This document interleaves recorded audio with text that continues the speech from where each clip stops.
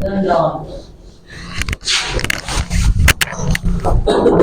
इधर चलते हैं आपको मैथमेटिक्स में। चलो सेट चैप्टर में बोर्ड पे ध्यान दीजिए, सब समझ में आएगा। सेट चैप्टर में देखिए अभी हम पढ़ा रहे हैं पिछले क्लास में यूनियन ऑफ सेट के पास है। यूनियन ऑफ सेट इस पर क्वेश्चन काफी आता है, तुम्हारा एनसीईआरटी 12 पढ़ा है। यूनियन ऑफ सेट को कैसे निकालते हैं, ऐसे दिखाते हैं। ये यूनियन होता है, इससे पहले कौन ऐसे सिखाते हैं, ऐसे इसको सबसेट बोलते थे। सबसेट इसको यूनियन। सबसेट का मतलब क्या होता था, जो जिसका सबसेट होता था वो उसका पूरा एलिमेंट उसके अंदर आ जाता था।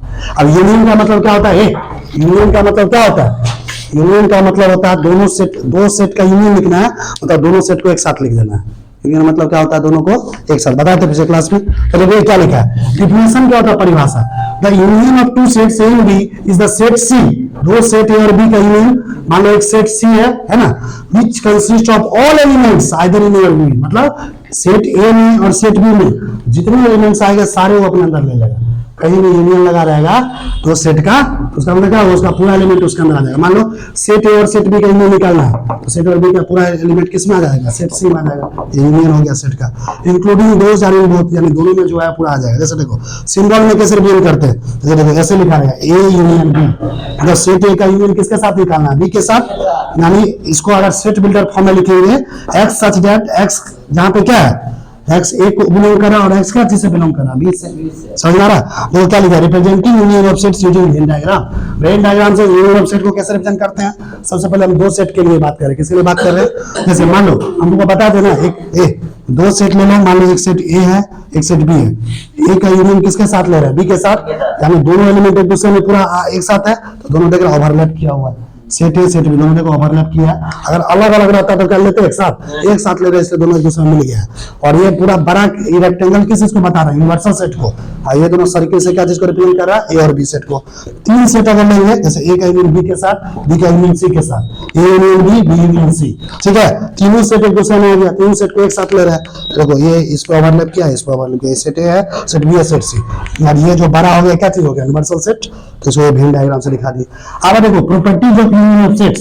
यूनियन ऑफ सेट का प्रॉपर्टी क्या क्या होता है, जितना प्रॉपर्टी पढ़ा रहे ना, जब सवाल बनाएंगे इसमें, सवाल बनाने में काफी मजा आएगा इसमें, समझ में आ रहा। तो इसमें कोई प्रॉपर्टी याद रहेगा तो सारा सवाल बन जाएगा। देखो सबसे पहला प्रॉपर्टी क्या करें, ए यूनियन बी। मान लो पहला सेट का यूनियन हम किसके साथ ले रहे हैं, दूसरे के साथ।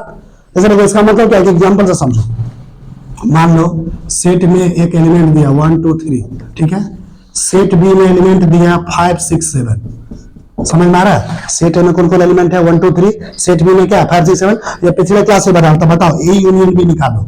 और इस दोनों को दिया हुआ है, इसमें ए यूनियन बी निकालना। इसका मतलब ये हुआ एक ऐसा सेट निकालना है जिसमें दोनों एलिमेंट, दोनों सेट का सारा एलिमेंट एक साथ है, लेकिन रिपीट नहीं होना चाहिए, इस बात का ख्याल रखना। पहले सेट ए का एलिमेंट लिख दो, कितना है 1 2 3, और फिर सेट बी का एलिमेंट लिख दो 5 6 7। तो ये जो आया ना, यही ए और बी का यूनियन हो गया। क्या इसमें कोई रिपीट हो रहा है, नहीं हो रहा है, याद रखना।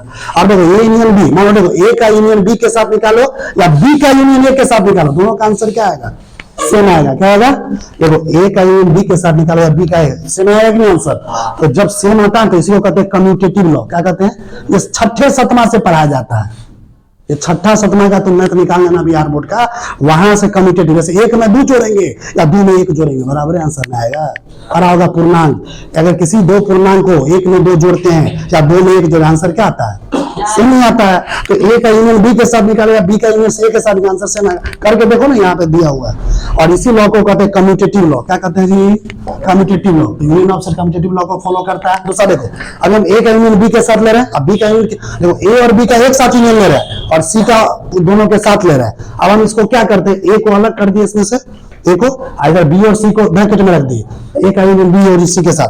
तो देखो अभी इसका जो किए हैं, ए का यूनियन बी के साथ और फिर सी के साथ, इसका ए अकेला और इसका यूनियन बी और सी के साथ, तभी भी आंसर क्या आएगा, सेम। और इसको क्या बोला जाता है, एसोसिएटिव लॉ। क्या कहा जाता है, एसोसिएटिव क्या बोला जाता है, ए को अभी बी के साथ एसोसिएट किए हैं, जोड़े हैं, और सी अलग है। अभी क्या कि ए को अलग कर दिया, बी और सी को एक साथ एसोसिएट कर दिया, तो दोनों का आंसर क्या आएगा, सेम ही आएगा। क्या आएगा, इसको कहते हैं। और ये एसोसिएटिव लॉ कितने सेट के लिए इस्तेमाल होता है, 3 सेट के लिए। कितने सेट के लिए आता है, देखो अगला देखो, अगर किसी सेट का यूनियन हम 5 के साथ निकालें, एम्प्टी सेट के साथ, एम्प्टी सेट मतलब उसमें कोई एलिमेंट ही नहीं है, किसी सेट का यूनियन अगर एम्प्टी सेट के साथ निकालोगे तो आंसर उसका क्या आता है, वो सेट ए आ जाता है। क्या आ जाता है, जो जिस सेट का यूनियन तुम, किसी भी सेट का यूनियन अगर एम्प्टी सेट के साथ निकालो तो जिस सेट का तुम यूनियन निकाल रहे हो ना, वही आंसर आ जाएगा।